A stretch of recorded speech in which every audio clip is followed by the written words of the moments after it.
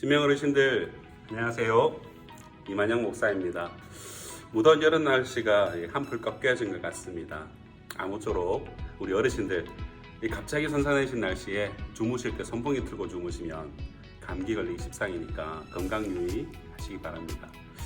어르신들 우리 앞서서 우리 믿음의 조상 아브라함에 이어서 그의 아들 이삭 그리고 이삭의 아들 누구였나요? 야곱이죠. 야곱의 이야기까지 우리가 앞서서 살펴보았습니다. 이제 야곱은 비록 야비하고 남자답지 못하고 속이고 하는 그런 인생이었지만 그의 마음을 하나님은 아셨고 하나님을 향한 그의 마음을 어여삐 여기셔서 하나님은 야곱의 인생길을 지키시고 인도해 주셨죠. 그래서 하나님의 보호하심을 누리고 아들을 12를 낳아서 이스라엘 백성의 이 번성의 기틀을 마련하였다라고 지난주에 말씀드렸습니다. 오늘은 이 야곱에 이어서 그의 11번째 아들 요셉의 이야기를 이어가려고 합니다. 우리 오늘 함께 보실 말씀은 창세기 39장 21절에서 23절 말씀인데요. 제가 읽도록 하겠습니다.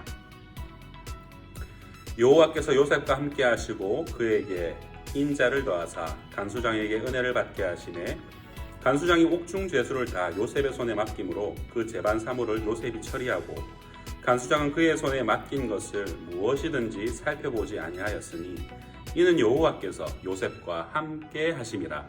여호와께서 그의 범사에 형통하게 하셨더라. 아멘. 야곱에게는 아내가 있었습니다. 바로 레아와 라헬, 그리고 그 레아와 라헬의 몸종 실바와 빌하가 있었습니다. 이들을 통해서 아들을 12명을 낳았어요. 이 4명의 여성을 통해서 12명의 아들을 낳았습니다. 그 중에 라헬을 통해서 11번째 아들 요셉을 낳았습니다. 야곱은 요셉을 유독 사랑했습니다. 왜냐하면 야곱이 가장 사랑하는 아내가 바로 라헬이었기 때문입니다. 그래서인지 이 10명의 형들은 늘 아버지의 이 편에 불만이 많았어요. 그러다가 한날은 요셉이 형들에게 꿈 이야기를 2번을 했는데 이 2번의 꿈을 해석해 보니까 이런 거예요. 아버지와 형들이 자기 앞에 무릎 꿇고 절을 하는 그런 내용이더라는 것이었어요. 안 그래도 이 요셉에 대해서 불만이 많았던 형들은 이 요셉을 어떻게 하면 이거를 버르장머리를 고쳐줄까 그렇게 해코지할 궁리를 그들은 하게 되었습니다. 그러던 어느 날 아버지 야곱이 이제 요셉에게 형들이 지금 양을 치러 지금 목초지를 찾아서 돌아다니고 있으니까 요셉아 이 형들 찾아서 형들이 뭐 하고 있는지 좀 보고 와서 아빠한테 얘기를 해다오 이렇게 얘기를 한 거예요. 그래서 형들을 찾아 나선 요셉을 이렇게 형들이 멀리서 발견하고는 형들이 요셉을 해코지할 생각을 하게 됩니다. 결국 형들은 어떤 기회를 틈타서 그의 동생 요셉을 애굽의 종으로 그렇게 팔아버리게 됩니다. 끔찍한 일이 벌어지죠. 형제를 애굽의 종으로 팔아버리게 된 것이죠. 형들에게 버림받은 요셉, 어린 시절부터 이 애굽의 종살이를 하면서 이 요셉은 고생이란 고생을 다 하면서 살게 됩니다. 하지만 요셉에게는 이 남다른 한 가지가 있었는데 그것이 뭐냐? 바로 하나님을 향한 믿음이 있었다는 것이죠. 비록 그의 처지가 너무 종살이를 하고 있고 막 여러 가지 힘든 상황이다 할지라도 하나님이 나를 이렇게 인도하셨다. 하나님 여기까지 나를 인도하셨다라는 믿음을 갖고 늘 주어진 상황에 최선을 다해서 요셉은 살았던 겁니다. 그렇게 하나님 앞에 범죄하지 않고 충성되게 살았던 요셉은 복을 받게 돼요. 그가 종으로 있던 이 애굽의 군대 장관 보디발의 집도 요셉이 하나님께부터 받은 형통이 이 집안까지 흘러가게 된 거예요. 하나님을 모르는 군대 장관 보디발의 집도 요셉 때문에 복을 받게 되더라는 것이죠. 요셉은 그 가정의 총무까지 되어서 그 집의 노예들을 관리하고 감독하는 일까지 하면서 우리말로 승승장구를 하게 되었습니다. 그런데 계속 좋은 일만 있던 것은 아닙니다. 하루는 이 보디발의 아내가 이 요셉이 외모가 출중했거든요. 그래서 외모가 출중한 이 요셉을 유혹하려고 요셉을 계속 꼬시는 거예요. 요셉 이리 와봐 해가지고 요셉을 어떻게든 이렇게 유혹해서 동침하려고 했는데 요셉은 주인의 아내잖아요. 주인마님이잖아요. 그래서 그 자리를 도망하고 거절하고 계속해서 도망치다 결국에는 이 여자가 괘씸해서 요셉에게 누명을 씌웁니다. 자신이 마치 요셉에게 겁탈을 당했다는 듯이 연기를 해서 결국 요셉은 감옥에 갇히게 됩니다. 얼마나 억울했을까요?